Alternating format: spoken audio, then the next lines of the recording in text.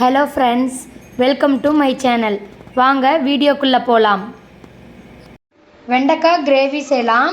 அதுக்கு வந்து வெண்டைக்காயை நல்லா இந்த மாதிரி கழுவிட்டு இந்த மாதிரி கட் பண்ணி வச்சுருக்கேன். ஒரு வெங்காயத்தை நல்லா பொடியாக அரிஞ்சு வச்சுருக்கேன். 3 தக்காளி வந்து இந்த மாதிரி நைஸாக அரைச்சி வச்சுக்கோங்க. வாங்க எப்படி செய்யலாங்கிறத பார்க்கலாம். ஒரு வாணலியில் கொஞ்சம் எண்ணெய் விட்டுக்கோங்க. எண்ணெய் நல்லா சூடாகட்டும். எண்ணெய் நல்லா சூடானதுக்கப்புறம் வெண்டைக்காயை நல்லா போட்டு நல்லா வதக்கிக்கோங்க.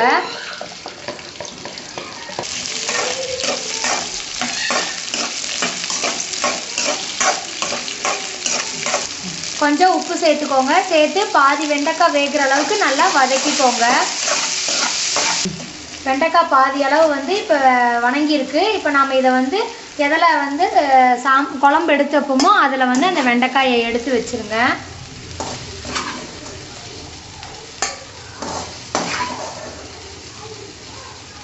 அதே வாணலில் கொஞ்சம் எண்ணெய் விட்டுக்கோங்க.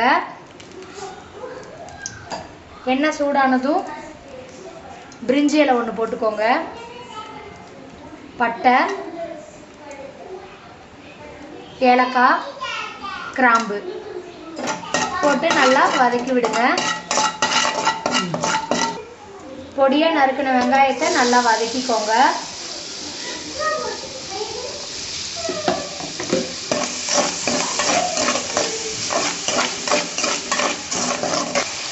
அரை ஸ்பூன் இஞ்சி பூண்டு பேஸ்ட் போட்டுக்கோங்க. அதே நல்லா பச்சை வாசனை போகிற அளவுக்கு நல்லா வதக்கி விடுங்க.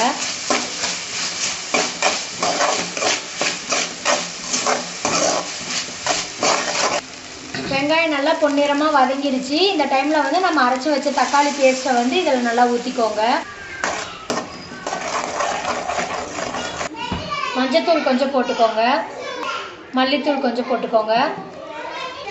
ஜீரகத்தூள் 1 ஸ்பூன் போட்டுக்கோங்க.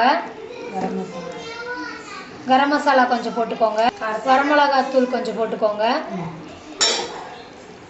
எல்லாத்தையும் நல்லா மிக்ஸ் பண்ணி விடுங்க.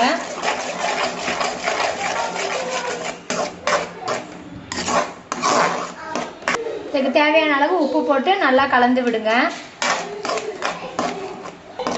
நல்லா எண்ணெய் பிரிஞ்சு வர்ற அளவுக்கு நல்லா வதக்கி விடுங்க. இதில் வந்து 1 ஸ்பூன் தயிர் ஆட் பண்ணிக்கோங்க. ரொம்ப டேஸ்ட்டாக இருக்கும். அதையும் நல்லா மிக்ஸ் பண்ணி விடுங்க. கொஞ்சம் தண்ணி சேர்த்துக்கோங்க. நல்லா கலக்கி விடுங்க. 2 கொதி வந்ததுக்கப்புறம் நம்ம வந்து வெண்டைக்காயை வதக்கி வச்சுருக்கோம் இல்லையா, அந்த வெண்டைக்காயை வந்து நம்ம இதில் போட்டுக்கலாம். எண்ணெய் பிரிஞ்சு வந்திருக்கு. இந்த டைமில் வந்து நம்ம வதக்கி வச்ச வெண்டைக்காயை இப்போ போட்டுக்கோங்க. போட்டு அதையும் நல்லா இப்போ மிக்ஸ் பண்ணி விடுங்க. கொஞ்சம் தண்ணி ஊற்றி நல்லா ஒரு கொதி விட்டு இறக்கிக்கலாம். கடைசியாக 1 ஸ்பூன் சர்க்கரை சேர்த்திக்கோங்க. அதையும் நல்லா இப்போ மிக்ஸ் பண்ணி விடுங்க.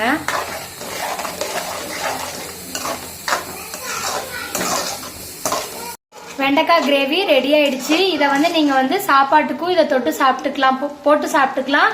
நீங்கள் வந்து சப்பாத்திக்கு வந்து சைடிஷாகவும் இதை வந்து நம்ம யூஸ் பண்ணிக்கலாம். வெண்டைக்காய் கிரேவி ரெடி. தேங்க்ஸ் ஃபார் வாட்சிங். வீடியோ பிடிச்சிருந்தா லைக் பண்ணுங்கள், கமெண்ட் பண்ணுங்கள், ஷேர் பண்ணுங்கள், மறக்காமல் சப்ஸ்கிரைப் பண்ணுங்கள். Thank you friends.